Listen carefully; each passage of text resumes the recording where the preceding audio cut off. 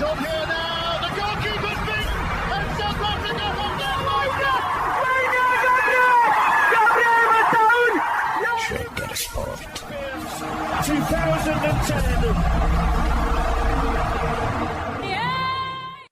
ሰላም ጤና ይስጥልን እንደምናላችሁ የተከበራችሁና የተወደዳችሁ የሸገር ስፖርት ዊዝ አበበ ግደይ የዩቲዩብ ቻናል ቤተሰቦቻችን በያላችሁበት እጅግ አስደሳች ጊዜን እያሳለፋችሁ እንደሆነ ተስፋ እናደርጋለን። መልካሙን ሁሉም ለናንተ እንመኛለን። ታዲያ ይህንን ሸገር ስፖርት ዊዝ አበበ ግደይ የሚለውን የዩቲዩብ ቻናላችንን ሰብስክራይብ አድርጉት፣ የደውል ምልክቱን ተጫኑትና አዳዲስ ፕሮግራሞችን ስንለቅ መልእክት ይድረሳችሁ። ላይክ በማድረግ እንዲሁም ደግሞ ሊንኩን ለሌሎች በማጋራት በተከታዮች ቁጥር እንድንበዛ የምንሰራቸው ፕሮግራሞችም ብዙ ሰዎች ጋር እንዲደርስ የምታደርጉትን ጥረት አጠናክራችሁ ቀጥሉ እንላለን። እስካሁን ላደረጋችሁልን ድጋፍ፣ እገዛ እና እኛን ለማንቃት ለሄዳችሁት ርቀት በሙሉ ምስጋናችን ትልቅ ነው። በጣም እጅግ በጣም አድርገን እናመሰግናለን። ወደ መረጃዎቻችን እናልፋለን። እንግዲህ ከምናነሳቸው ጉዳዮች መካከል አንደኛው የማንቸስተር ዩናይትድን ጉዳይ የተመለከተ ነው። ማንቸስተር ዩናይትድ ትላንትና ሲጠበቅ የነበረውን ዜና ይፋ አድርጓል። ይህም ደግሞ እስከ ውድድር ዓመቱ መጨረሻ ድረስ ማይክል ካሪክን በዋና አሰልጣኝነት መሾሙን መቅጠሩን ያረጋገጠበት ዜና ነው። ማይክል ካሪክ በማንቸስተር ዩናይትድ ቤት ብዙ ክብሮችን ያየ ተጫዋች እንደሆነ ሁላችንም እናውቃለን። የተለያዩ ዋንጫዎችንም ማንሳት ችሏል። ከዛ ደግሞ ወደ አሰልጣኝነት ከመጣም በኋላ ማንቸስተር ዩናይትድን ለ3 ጨዋታ ከዚህ በፊት በጊዜያዊ አሰልጣኝነት የመራበት አጋጣሚ ነበረ። ከዛ በኋላም ደግሞ በሌሎች ክለቦች በተለይም በሚድልስብራ ረጅም የአሰልጣኝነት ህይወት እንዳለው ይታወቃል። አሁን ደግሞ ወደ ማንቸስተር ዩናይትድ ተመልሶ ለማሰልጠን የመጣበትም አጋጣሚ ትንሽ ለየት ያለ ነው። ምክንያቱም ከቀድሞ የማንቸስተር ዩናይትድ ተጫዋቾች አንድም ከኦሊ ጉናር ሶልሻር ሁለቱም ደግሞ ቫን ኒስተልሮይ ራሱ ተፎካካሪዎቹ እንደነበሩ ሲገለጽ ነበረ።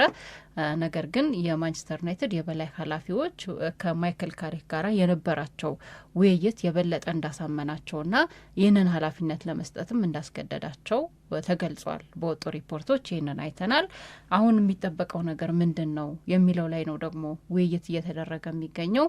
ቅድም በመግቢያችን ላይ እንደተናገር ነው የማይክል ካሪክ የቆይታ ጊዜ እስከ ውድድር ዓመቱ መጨረሻ ድረስ የሚቆይ ነው። ከዛ በኋላ ከማንቸስተር ዩናይትድ ጋር በዋና አሰልጣኝነት ይቀጥላል አይቀጥልም የሚለው ላይ አሁን መነጋገር የሚቻል አይመስለኝም። ምናልባት የሚያስመዘግባቸው ውጤቶች ያንን የመቀጠል ሂደት ይዘው ሊመጡ ይችላሉ፣ ወይንም ደግሞ ከአሰልጣኝነቱ እንዲሰናበትም ሊያደርጉ የሚችሉ ሊሆን ይችላል።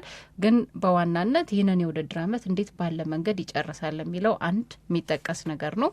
ሁለተኛው ደግሞ ማንቸስተር ዩናይትድ የሜዳ ላይ እንቅስቃሴው እንዴት ይሆናል፣ ወደ ጠንካራ እንቅስቃሴው ይመለሳሉ የሚለውም ብዙዎቻችን የምንጠብቀው ነገር ነው። ከማይክል ካሪክ አንደኛ ምን ይጠበቃል? አድማጮችም እዚህ ላይ አስተያየት እየሰጡ ምን እንደሚጠብቁ እየነገሩን ሀሳብ ቢያዋጡ በጣም ደስ ይለኛል። ከዛ በተጨማሪም ደግሞ በቀጣይስ ደግሞ ማንቸስተር ዩናይትድን የበለጠ ጠንካራ ለማድረግ እንዴት ያሉ ዝውውሮችና ምን አይነት ስራዎች ይጠበቃሉ የሚለውም ላይ የተወሰኑ ነጥቦችን እያነሳን እንቀጥላለን። አው እንግዲህ የመጀመሪያው ነገር የሚመስለኝ ሳምሪ እኔ የማይክል ካሪክ የማንቸስተር ዩናይትድ ቆይታ እኔ ጥሩ የሚሆን መጥፎ የሚሆን ተብሎ መነሻ አድርገን የምንወስዳቸው ነገሮች ምንድን ናቸው? ጥሩ ይሆን መጥፎ ይሆን ይሳካለታል አይሳካለትም የሚለውን ነገር መነሻ የምናደርገው ቢያንስ የማንቸስተር ዩናይትድ ደጋፊዎች ይገባናል የሚሉትን የኛ የሚሉትን ነገር የማየት እድላቸውን የሚጨምር ሹመት ነው ወይ ማንቸስተር ዩናይትድ እየሰጠው የሚል ነው። አሁን ማንቸስተር ዩናይትድ የዚህን ሰው ሹመት ይፋ ካደረገ በኋላ በማንቸስተር ዩናይትድ ሰዎች የሚነገረው ነገር ተደስተዋል። ቢቢሲ እንደተናገረው ከሆነ ዩናይትድ ፊል ዘይ ሃቭ ዘ ራይት ኮቺንግ ብሌንድ ነው የሚለው። ሆኖልናል፣ ተሳክቶልናል፣ እኛም ወደናል፣ ሊሆን ብለናል ነው የሚለው ማንቸስተር ዩናይትድ ራሱ። ምኑን ካየ በኋላ ማይክል ካሪክን እና የማይክል ካሪክን ሀሳብ ከሰማ በኋላ ምኑን ሌላ ካየ በኋላ በማይክል ካሪክ ስር የተሰባሰቡት አሰልጣኞች እና አሰልጣኞቹ ያላቸውን አቅም ከተነተኑ በኋላ ማንቸስተር ዩናይትዶች ብታዩ እንዴት ደስ እንዳለን እያሉ ነው። ማንቸስተር ዩናይትዶች ብታዩ እንዴት ደስ እንዳለን እያሉ ነው ስንል ያው አመራሮቹን ማለታችን። ደጋፊ ሊጠብቅ የሚችለው በመስማማትም ባለመስማማትም ሀሳብ የሚሰጠው የሜዳ ላይ እንቅስቃሴውን እና የሚያጋጥመውን ውጤት ካየ እና ከተረዳ በኋላ ነው። ስለዚህ የደጋፊዎቹን ሪያክሽን በመቆየት ከቅዳሜ ጀምሮ በማየት የምንነጋገርበት ይሆናል። የሌሎቹን ግን የደስታ ስሜት እዚህ ላይ ጠቅሶ ማለፍ ይገባል። ለምን ደስ አላቸው ሲባል ማይክል ካሪክ በኮቺንግ ስራው ላይ ሚድልስብራ ቤት በኮቺንግ ስራው ላይ ማንቸስተር ዩናይትድን ለ3 ጨዋታዎች አሴ ኬርቴከር በመራበት ጊዜ ከዛ በኋላ የሞሪኒዮ ረዳት ነበረ። ከዛ በፊት እንደዚሁ ኬርቴከር ከመሆኑ በፊት የኦሌ ጉናር ሶልሻር ኮቺንግ ስታፍ ውስጥ ነበረ። ከዛ በኋላ ነው ወደ ሚድልስብራ ሄደው ኦክቶበር ላይ። ስለዚህ ይሄ ሰው በእነዚህ ጊዜያቶች ውስጥ ለማሳየት የሞከረው ነገር እና በሙከራው የተሳካለት ነገር የዛሬ የተስፋ ምንጭ ምክንያት ሆነዋል ብለን መውሰድ እንችላለን። ትላንት ሰበር ዜናውን ለአድማጮቻችን ስንናገር ከሰዓት በኋላ የተቀመጡት ነገሮች መካከል አንደኛው የማይክል ካሪክ አሁን የተለወጠ ነገር ከሌለ በስተቀር አሁን ማንቸስተር ዩናይትድ ቤት ያሉትን ተጫዋቾች ባህሪ፣ አቅም፣ ጉብዝና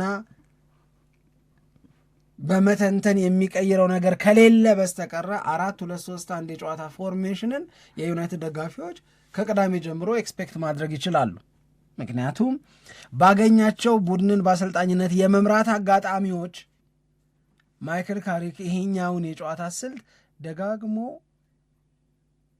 በመተግበር ይታወቃል። ስለዚህ ይሄ ባክስሪ ምናምን የሚባል ነገር የለም። ባክስሪን አንድ ጨዋታ ላይ ብቻ ነው የሞከረው። ከዛ ይልቅ እንደውም 4-4-1-1 5 ጊዜ ሞክሮታል። 4-4-2 6 ጊዜ ሞክሮታል። 4-2-3-1 ግን ከ100 ጨዋታዎች በላይ የሞከረው እሱ ወደ 120 አካባቢ ጨዋታዎች። ስለዚህ ይሄ የእሱ ፌቨሬብል የሆነው የጨዋታ ስልት ነው ማለት ነው። ወይም የቡድን ወደ ሜዳ ሲገባ ይዞት የሚገባው ቅርጽ ነው ማለት ነው። ይሄንን ይዘን በዚህ ውስጥ ከተጫዋቾቹ ምን ይጠብቃል ሲባል ምናልባት አንዳንዶቹ ማንቸስተር ዩናይትድ ቤት ጎደሉ ብለን የምንነጫነጭባቸው ሀሳብ የምንሰጥባቸው ለምን ብለን የምንጠይቅባቸውን ነገሮች ካሪክ ከተጫዋቾቹ ዲማንድ ያደርጋል ተብሎ ይጠበቃል። አንድ በጣም አግሬሲቭሊ ፕሬስ እንድታደርግ ይፈልጋል። እሱ በ4-2-3-1 የጨዋታ ቅርጽ ውስጥ አግሬሲቭ ፕሬሲንግ እንዲኖር ይፈልጋል። የማንቸስተር ዩናይትድ ተጫዋቾች ግን ኢነርጂ የላቸውም። ፍላጎታቸው በጣም የወረደ ነው። አንዳንዴ ትንንሽ ቡድኖች ላይ እንኳን የሚታየው የጨዋታን ውጤት የማስተካከል ድልን ለማስጠበቅ የሚከፈል ዋጋ አግሬሲቭነስ ምናምን የላቸውም ብለን እንናገር ነበረ። ስለዚህ ካሪክ ከነዚህ የዩናይትድ ተጫዋቾች ቀድሞ ዲማንድ ከሚያደርጋቸው ነገሮች መካከል አንዱ ይሄ ነው። ከሆነለት ከተሳካለት ከተጫዋቾቹ እሱ የሚያዘው ነገር ተሟልቶ የሚገኝ ከሆነ የማንቸስተር ዩናይትድ ደጋፊዎች ይሄን አልነበር እንደ ማየት የፈለግነው ማለታቸው የሚቀር አይመስለኝ። አንደኛው እሱ ነው።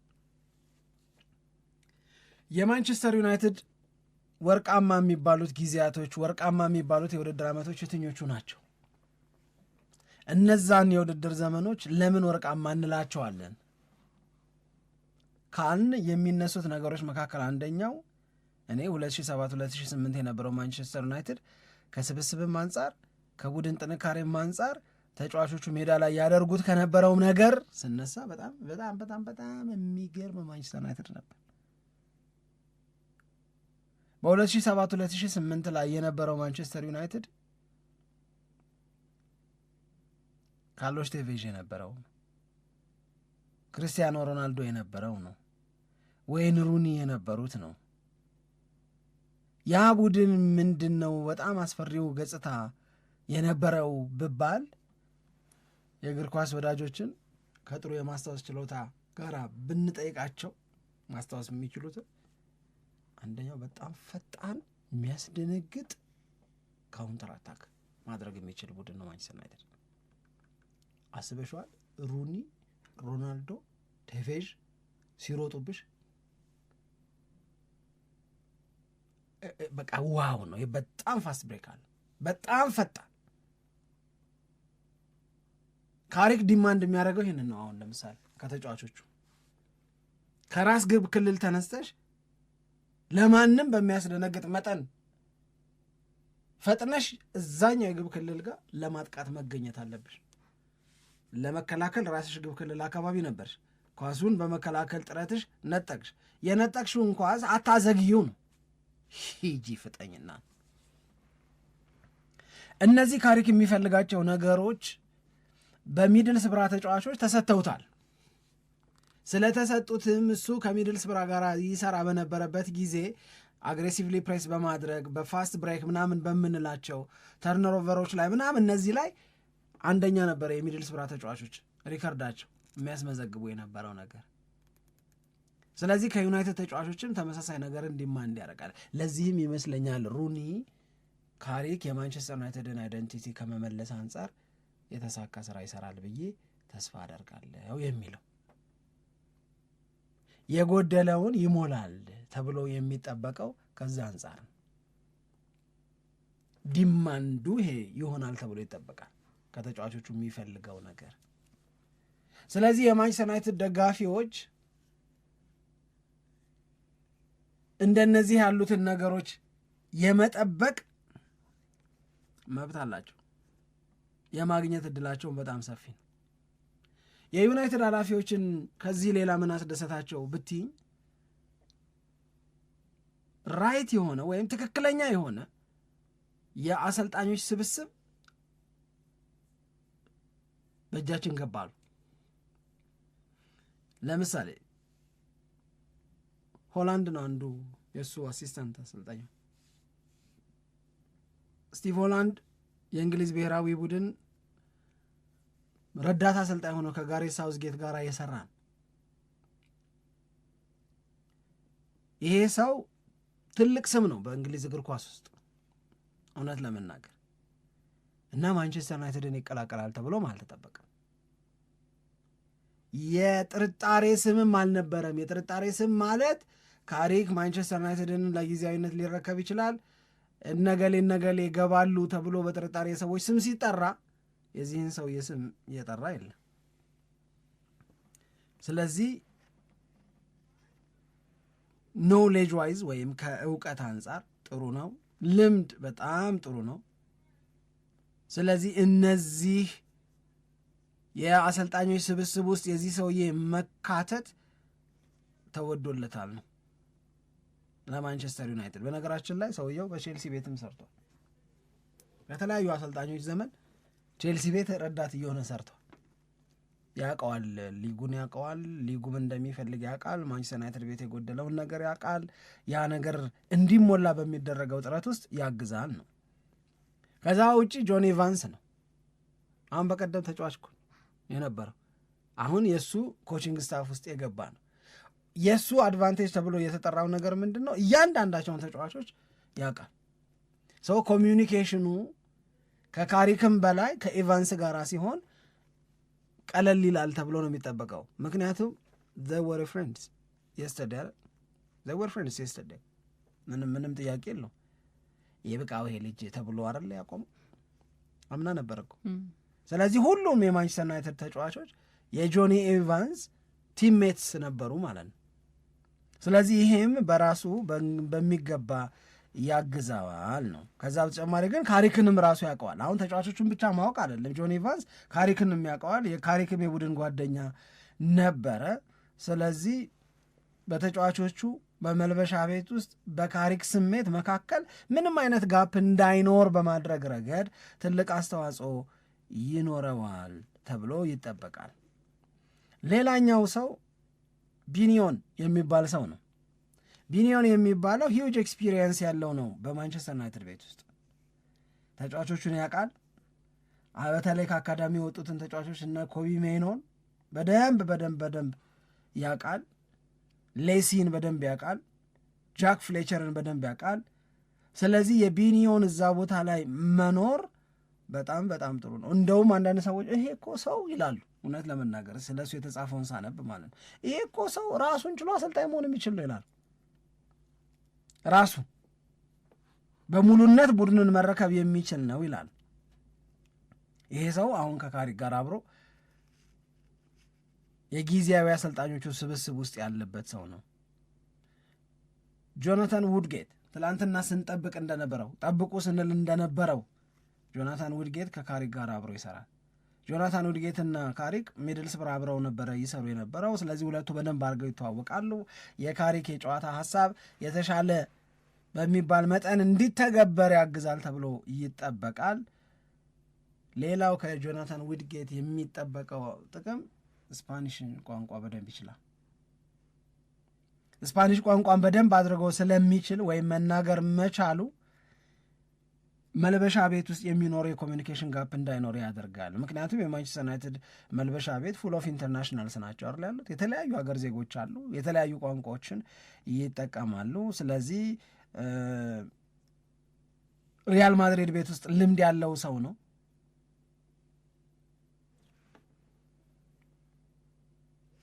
ስለዚህ በጣም በጣም በጣም በበዛ ክትትል ውስጥ ለትችት በመጋለጥ ውስጥ መስራትን ስቲቭ ሆላንድ ያውቃል ካልን ውድጌትም ያውቃል፣ ሪያል ማድሪድ ቤት ስለነበረ።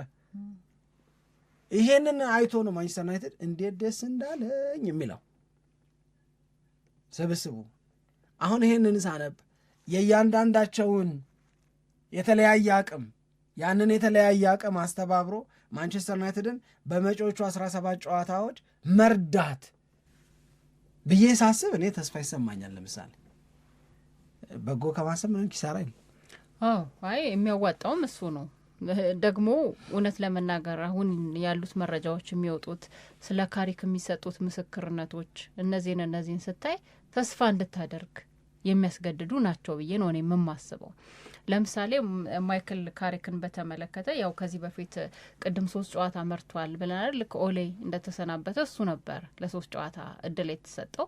በእነዚህ በ3 ጨዋታዎች መጀመሪያ ከቪያሪያል ጋር በሻምፒየንስ ሊግ 2-0 ያሸነፈበት ነው። ከዛ ከቼልሲ ጋር 1-1 አቻ ተለያየ። ከዛ ከአርሰናል ጋር ደግሞ ተጫውቶ ማንቸስተር ዩናይትድ 3-2 በሆነ ውጤት ማሸነፍ ቻለ። እነዚህ በጣም የደጋፊዎችን ስሜት በጣም የተቆጣጠሩ እንደነበሩ እናስታውሳለን። ስፔሻሊ ከአርሰናል ጋር የነበረው ጨዋታ ማንቸስተር ዩናይትድ ያሸነፈበት የተለየ የሜዳ ላይ እንቅስቃሴ የሚታየበት እና ተስፋ ሰጪ የሚባል አይነት እንደነበረ ነው አሁንም የሚወጡ መረጃዎች የሚያሳዩት። ያንን በማስታወስ ራልፍ ራኒክ ረዳት ሆነ ቀጥል ምናምን ሲባል ከዛ በኋላ ከ3ቱ ጨዋታ በኋላ ነው ራልፍ ራኒክ የመጡትና ዋና አሰልጣኝ የሆኑት። ያኔ እሱ ሲሄድ የማንቸስተር ዩናይትድ ተጫዋቾች በጣም ነበር የደበራቸው ተብሏል። እና ያኔ የነበሩ ተጫዋቾች ደግሞ አሁን አሉ። ለምሳሌ ሃሪ ማጓየር አለ፣ ብሩኖ ፈርናንዴዝ አለ።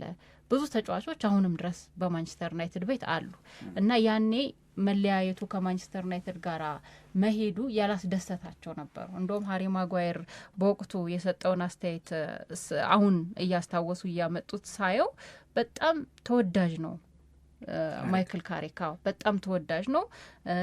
እንደገና ደግሞ ከሁሉም በላይ ይከበራል በመልበሻ ቤት። አሁን አንዳንድ ጊዜ ወጣት አሰልጣኞች በጣም የሚገጥማቸው ከፍተኛ ችግር ተብሎ የሚጠቀሰው አንዱ ይሄ ነው። በመልበሻ ቤት ሪስፔክት ማግኘት በጣም ይከብዳቸዋል እና አሁን ማይክል ካሪክ ላይ ግን ይሄ ነገር የለም። በጣም የሚከበር አይነት ተጫዋችና አሰልጣኝ የነበረ ነው እና ደግሞ በሁሉም ሰው የሚወደድ ሆኖ እንደ አንድ እንደኛ ነው የምንቆጥረው ብሎ ነበር። ልክ ይሄ በተጫዋቾች መካከል እንዳለ አንድ ተወዳጅ ሰው ነው የምንቆጥረው እና ያኔ በመሄዱ በጣም ከፍቶንና ነበር። የያን ጊዜ አስተያየት የተናገረው ነው ሃሪ ማጓየር። ይሄ የሚያሳየው ነገር አለ ብዬ ስላሰብኩኝ ነው። ለምሳሌ ቅድምም ሳነሳ እነ ሉክ ሾው፣ ሃሪ ማጓየር፣ ብሩኖ ፈርናንዴዝ፣ ዲያጎ ዳሎ፣ አማድ ዲያሎ እነዚህ ነበሩ ያኔ እሱ ያንን ጨዋታ በመራበት ጊዜ። በእነዚህ ተጫዋቾች መከበርና መወደድ ማለት መልበሻ ቤቱን ለመቆጣጠር ምን ያክል ነገሮችን ቀላል እንደሚያደርግለት የሚያሳይ ነው የሚመስለኝ እኔ ስረዳው ማለት ነው። እነዚህ ተጫዋቾች ካከበሩት ብሩኖ ፈርናንዴዝ ምን ማለት እንደሆነ ማንቸስተር ዩናይትድ ቤት እናውቃለን። ሃሪ ማጓየር እንደዛው ነው። እነዚህ ተጫዋቾች ላይ ያለው ስሜት ወደ ሌሎች ተጫዋቾች መጋባቱ የማይቀር ነገር ነው። ስለዚህ አንድ በመልበሻ ቤት የሚኖረው መከበር እና የእሱን ደግሞ ችሎታ ተጫዋቾቹ በዚህ ደረጃ መገንዘብ መቻላቸው የማይክል ካሪክን ስራ በተሻለ ሁኔታ ቀለል ሊያደርግለት ይችላል ብዬ ገምታለሁ። ኦሌ ጉናር ሶልሻር ይናገር ነበር። እሱ እንደውም በእርግጠኝነት 100% ብሎ የተናገረው ነገር ምንድን ነው? ማይክል ካሪክ ከፈለገ ያኔ የተናገረው ነገር ነው። ከፈለገ የማንቸስተር ዩናይትድ የወደፊቱ አሰልጣኝ የመሆን እድልም ብቃትም አለው ብሎ ነበር የተናገረው። እና አሁን እንግዲህ ጊዜው ደርሷል። ይሄ ሊታይ ነው። ልክ ነው፣ ሊታይ ነው። አሁን ደግሞ አንዳንድ ስጋቶች ደግሞ አሉ። ምናልባት አስተያየት ብትሰጥበት ደስ የሚለኝ። ኦኬ፣ ወደ ስጋት እንሂድ። አለ ሌላ የምትጨምረው? ስጋቶች አሉኝ ግን እና የሚነሱት ስጋቶች ምንድን ነው? የ17 ጨዋታ እድሜን የተሰጠው አይደለ ለማይክል ካሪክ ማለት የውድድር አመቱ እስከ መጨረሻ ድረስ ማለት ነው። በዚህ ጨዋታ ላይ የሚያስመዘግበው ውጤት ከማንቸስተር ዩናይትድ ጋራ እንዲቀጥልም ሊያደርግ ይችላል። አይ ቶሎ ሲዝኑ ባለቀለን የሚል ውጤትም ሊያመጣ ይችላል። የምናውቀው ነገር የለም። ግን በአብዛኛው ተስፋ ነው ያለው ከተሰጡት ምስክርነቶች አንጻርና ከሰራቸው የአሰልጣኝነት ስራዎች አንጻር ስትመለከተው ብዙውን ተስፋ የምታደርግበት ማንቸስተር ዩናይትድን ቢያንስ ወደ አውሮፓ እግር ኳስ ይመልሰዋል ብለን እንድንናገር የሚያስገድድ ነገር አለ። ባይዘዌ ሚድልስ ብራ ላይ መጀመሪያ እንደተረከበው 21ኛ ነበር ሚድልስ ብራ። እሱ ሲረከበው 21ኛ እያለ ተረከበው 4ኛ ደረሰው። አሰብኩት እና እንደዛ ነው። እና ግን ስጋቱን ሳነሳ በእነዚህ ጨዋታዎች በጣም ምርጥ ሆኖ ሸዋጅ የሚባል ውጤት እንዳይመዘገብ የሚል ደግሞ አንዳንድ ስጋቶች አያለው በየቦታው የሚሰጡ አስተያየቶች ናቸው። ይሄ ነገር ከምን መጣ የሚለውን ምናውቀው ይመስለኛል ከዚህ በፊት ካጋጠሙ ነገሮች በመነሳት ነው። የመጀመሪያዎቹ የጨዋታ ጊዜያት ላይ በጣም አሪፍ ውጤት ያስመዘግቡን ለአሰልጣኞች ኦሌም እንደዛ ነበር የሆነው። ከዛ ዋና አሰልጣኝ የመሆኑን በቃ የጊዜያዊነት አሰልጣኝነቱ አብቅቶ ትልቁን ኮንትራት ካገኙ በኋላ ግን የማደግ የመሻሻል ነገሩ ወደኋላ ሲል ይታያል እና እንዲህ አይነት ነገር እንዳይፈጠር እንሰጋለን የሚል ትልቅ አስተያየት አይቻለሁ በየቦታው። ይሄ እኔ አሁን ለምሳሌ አሁን የማንቸስተር ዩናይትድ የዘንድሮ የውድድር አመት ከተጠበቀው በታች ነው። ከተጠበቀው በታች ማለት በፕሪሚየር ሊግ ገና ያስቀመጡት ግብ ይሳካል አይሳካም ውልሴ የምናየው ነው።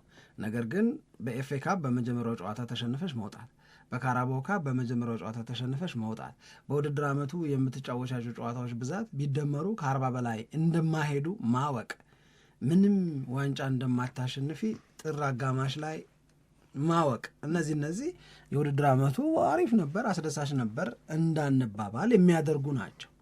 ኦብቪየስ ነው ይሄ። ስለዚህ ማንቸስተር ዩናይትድ እንደዚህ አይነት እውነት ውስጥ ከሆነ ያለው በመጪዎቹ 17 የፕሪሚየር ሊግ ጨዋታዎች ላይ የሚመዘገበው ውጤት ልክ ኦሌ ላይ የተሳሳቱትን አይነት ስህተት የሚሰሩበት እንዳይሆን እኔም እፈራለሁ።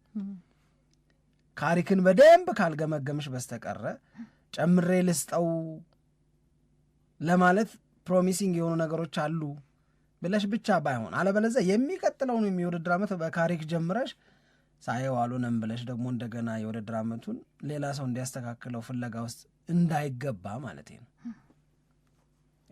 ገብቶሻል የኔ ፖይንት? ስለዚህ እሱ ሳይሆን በጣም የሚጠቅመው ማንቸስተር ዩናይትድም አላለም ተጠርጥሮ ነው እንጂ ማንቸስተር ዩናይትድ ያለው ምንድን ነው?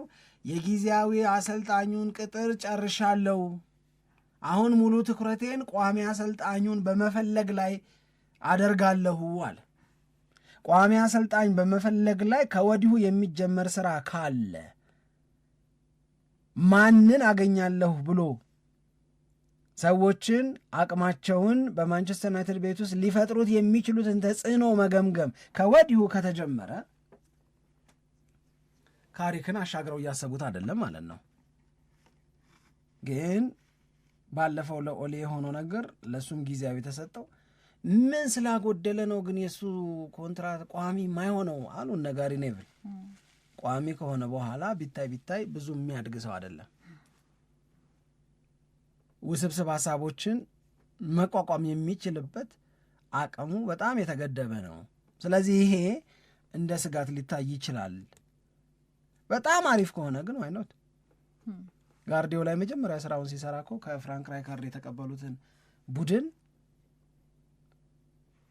ነው የሰጡት። መጀመሪያ ከቢያ አሰልጣኝነት ነው እኮ የሄደው።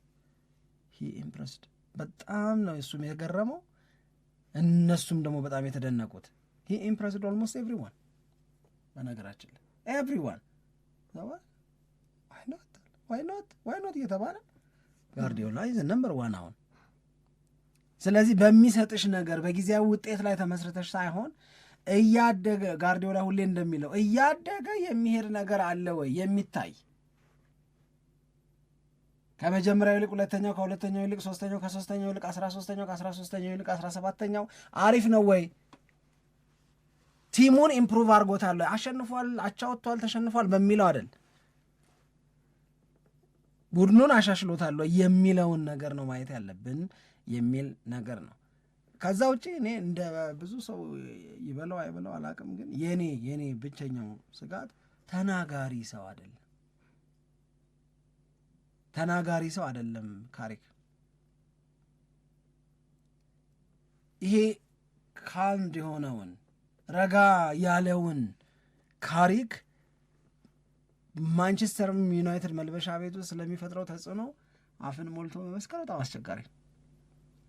አሁን ቅድም እንዳልነው እንደነ ስቲቭ ሆላንድ አይነት፣ እንደነ ቤኒዮን አይነት፣ እንደነ ውድጌት አይነት፣ ምናልባትም ደግሞ ጆኒ ኢቫንስ አይነት ሰዎች ያንን ክፍተት በመሙላት ያግዙት ካልሆነ በስተቀረ ይሄ ረጋ ያለ ሰው አለ አይደል፣ ዝም ያለ ሰው ነው።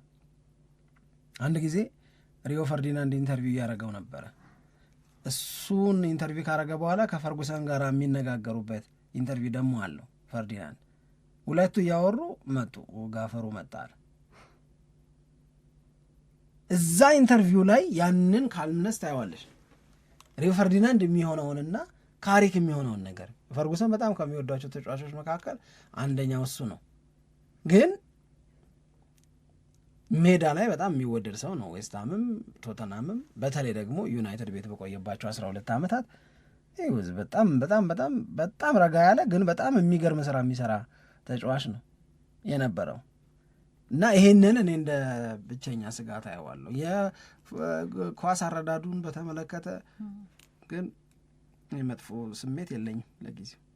እኔ የሚደብረኝ የነበረው እንደ አበበ ግደይነቴ የሚደብረኝ የነበረው ኦሌ ጉናር ሶልሻር ቢቀጠር ነው። እዛ ላይ ተቃውሞ ነበር። ምክንያቱም እንደማያድግ ስላየው ከዚህ በፊት ያንኑ ለመድገም ለምንድን ነው? እሺ ከትልቅ ተስፋ ጋራ ካሪክ በማንቸስተር ዩናይትድ ስራውን ጀምሯል። ቀጣዮቹ ጨዋታዎች የሚጠበቁ ናቸው። ደግሞ በጣም ሃርድ ወይ ነው የመጣውበት። በጣም ከባድ ጨዋታ አንደኛና ሁለተኛ ያሉትን ክለቦች ተከታትሎ የሚገጥምበት ነው።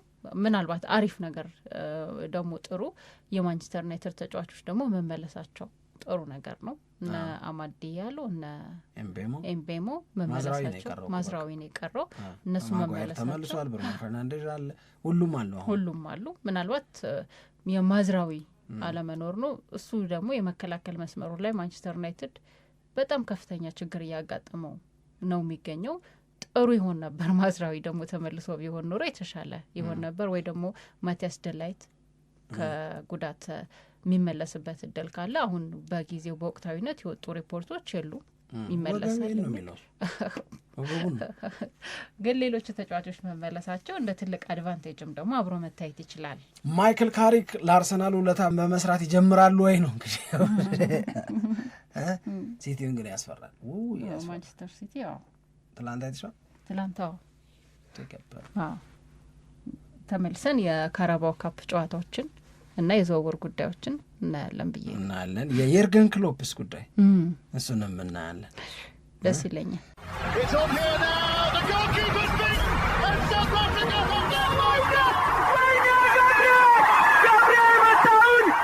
ሸገር ስፖርት 2010